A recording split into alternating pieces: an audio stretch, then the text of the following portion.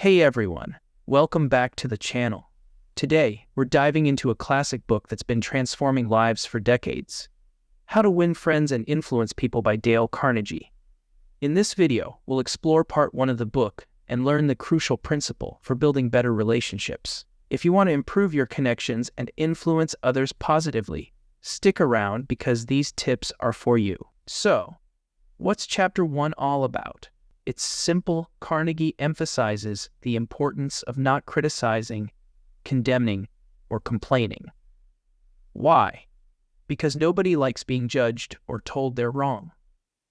Criticism often triggers defensiveness, resentment, and hostility. Think about it. When was the last time someone criticized you?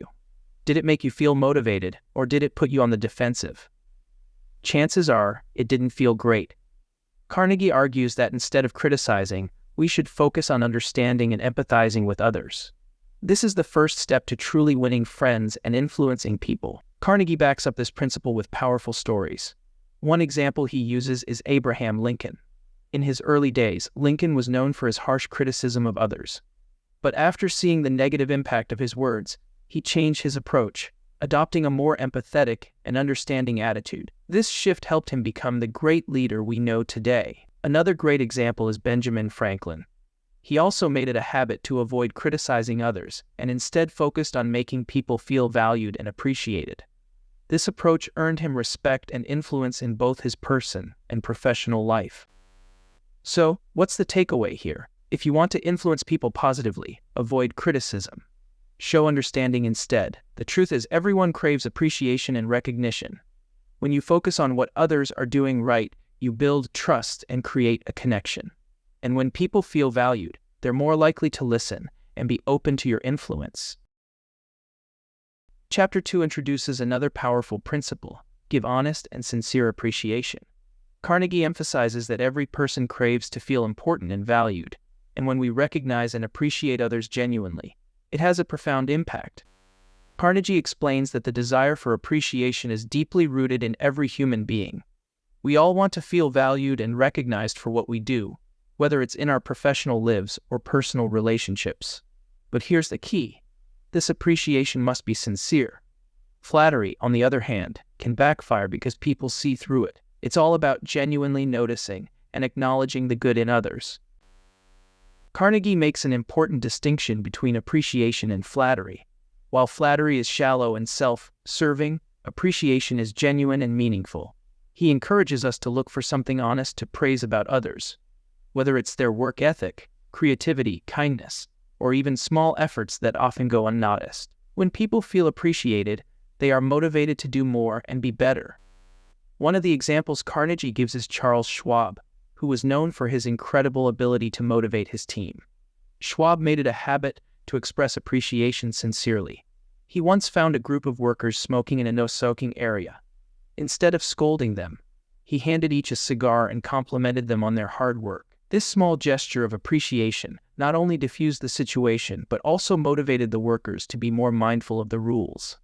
By choosing appreciation over criticism, Schwab gained loyalty and respect. You might be thinking, well, how do I apply this in my daily life? It's simple. Make it a habit to look for the good in people. If you're managing a team, acknowledge the small wins. If a colleague has been putting in extra effort, don't wait for a big occasion to praise them. Let them know you've noticed. Even in your personal relationships, appreciating the little things your friends and family do can strengthen bonds and build trust. Let's consider a workplace scenario. Imagine you're leading a project and your team member goes above and beyond to meet a deadline. Instead of just saying, "Good job," be specific. Say something like, "I really appreciate how you stayed late to finish that report." It shows your dedication and commitment to the team. This kind of specific and sincere praise is what motivates people to keep giving their best. The big takeaway from Chapter 2 is this: if you want to connect with people and influence them positively, practice giving honest and sincere appreciation. Make others feel valued and important. Avoid empty flattery, instead be specific about what you genuinely appreciate. When you do this, you build trust, loyalty, and positive relationships that last. Chapter 3 reveals an essential truth: the only way to win an argument is to avoid it altogether. Carnegie argues that even if you win an argument, you lose because the other person walks away feeling humiliated or resentful. The damage done to relationships or reputations isn't worth the temporary satisfaction of being right. Let's think about it. How many times have you argued with someone and felt victorious, only to realize later that the other person was upset or offended? Carnegie explains that when you argue, even if you prove your point, the other person is still unconvinced deep down. They're likely to stick to their own perspective, feeling more validated by the conflict. Arguments are counterproductive because they force people into defensive positions. When someone feels attacked, they double down on their stance, making it even harder to persuade them. The key, according to Carnegie, is not to engage in arguments at all.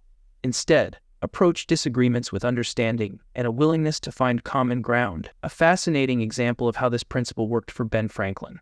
Early in his life, Franklin loved to debate and prove others wrong. However, he later realized that this approach did more harm than good. By avoiding arguments and instead listening and finding ways to agree, he became one of the most respected and influential figures in American history. Franklin's approach was to open conversations with agreement and to avoid direct contradictions, which made him more persuasive. So, how do you apply this in your life? It's about showing respect for the other person's opinion, even if you don't agree with it. Carnegie suggests starting by acknowledging the other person's perspective. For example, you might say, "I can see your point," or "You have a good point there." This diffuses tension and shows that you're not trying to dominate the conversation. Instead, you're open to listening. Imagine you're in a work setting and a colleague strongly disagrees with your idea. Instead of arguing, try listening attentively. Ask questions to understand their perspective. You might say, "Can you tell me more about why you think that way?" This not only shows respect, but also opens the door for a more constructive conversation. Often, you'll find that when people feel heard, they're more willing to collaborate and find a compromise. Another example is Henry Ford. Ford's success wasn't just about his innovative ideas. It was also about his ability to avoid arguments and focus on finding solutions. By building consensus rather than fueling conflicts, Ford was able to lead effectively and bring people together, even in challenging situations. The takeaway from Chapter 3 is this: arguments aren't worth it. The best way to get the best of an argument is to avoid it entirely. Approach disagreements with empathy, show respect for the other person's viewpoint, and seek areas of agreement. When you do this, you maintain relationships and open the door for positive, productive dialogue.